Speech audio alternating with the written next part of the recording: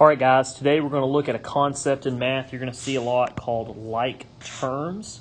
And like terms really starts to become a factor in pre-algebra and algebra when you start looking at different amounts being multiplied by different variables, different exponents, all those kinds of things.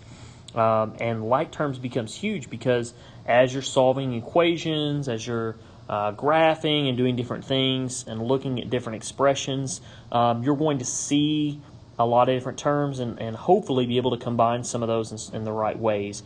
And we'll look at that in just a second. But the main thing is we need to understand what it means to be considered like terms with something. And there are two very, very important parts to that.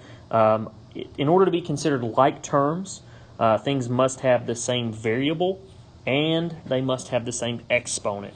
And the key with like terms as we move forward from that is you can only add or subtract like terms.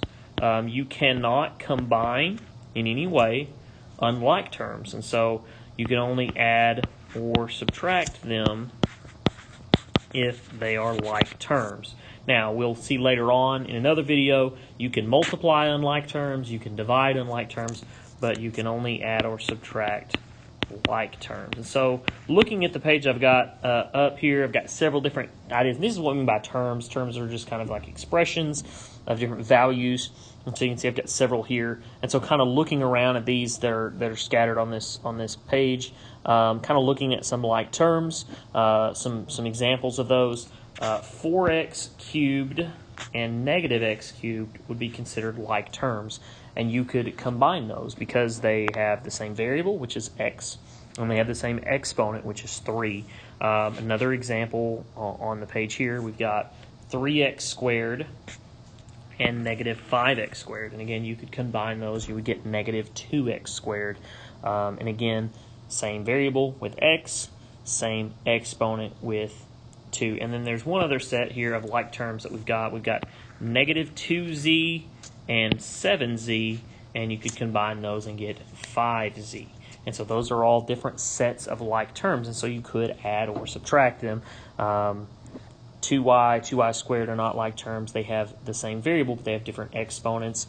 And so any of those, like I said, it has to have both of those features in order to be considered like terms.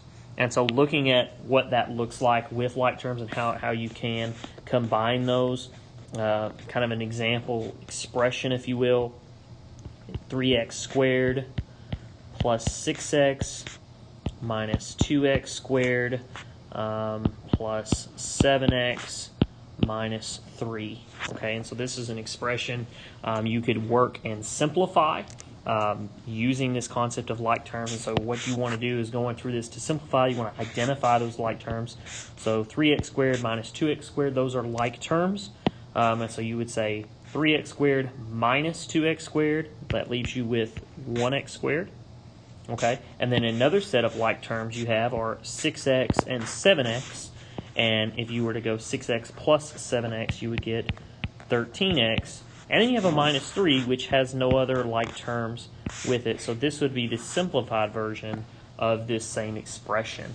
And this skill becomes critical when you're adding and subtracting polynomials, doing different things like that, solving separate equations, your ability to identify and properly combine like terms.